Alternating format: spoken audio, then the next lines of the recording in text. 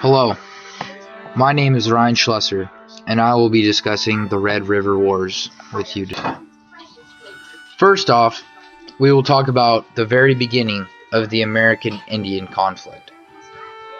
In 1830, the U.S. government passed the Indian Removal Act. This in turn made each individual tribe pick up and move from the area they had lived in for centuries to a new place predetermined for them. This was due to the growing population of new settlers coming to the Americas and in need of this land. This was very easy for the government to do because of the fact that they had not seen eye to eye with the natives ever.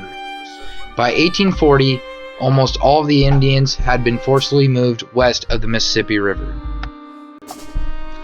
The cause of the Red River War can be traced back to the Medicine Lodge Creek Treaty, signed in 1867. The government agreed to prohibit commercial buffalo hunting in the southern Cheyenne, Kiowas, and Comanche area. The U.S. did not live up to their side of the bargain. The Southern Plains tribes saw this as a huge threat to their way of life. They then proceeded to leave their reservations and eventually planned to attack the U.S. The main contributors to this were Quanah Parker, who was from the Comanche tribe, Lone Wolf from the Kiowas, and finally Stonewolf from the Cheyenne. The entire Red River conflict started in June 1874 in the panhandle of what is now Texas. The first battle took place on August 30th of the same year. It was near Prairie Dog Town Fork of the Red River. The army had around 650 soldiers, along with guns and other large artillery. Despite the numbers, the natives surprised them and eventually came away the victors, putting the army in a very shocked state. Several skirmishes followed among the U.S. and the tribesmen.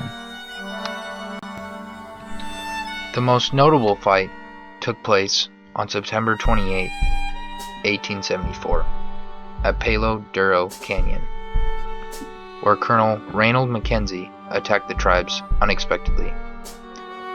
The Indian tribes then dispersed to get away from gunfire. Because of the chaos, the leaders of each tribe could not scrounge up enough warriors to counter this attack, causing them to retreat as well.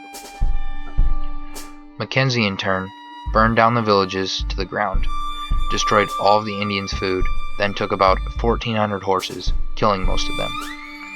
There was very small resistance after this, but without any food for the winter and most of their horses gone, the Indians had to eventually fall back to the reservation.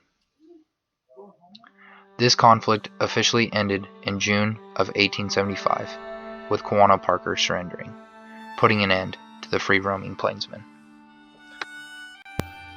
The significance of this war was this meant the end of most resistance against the government.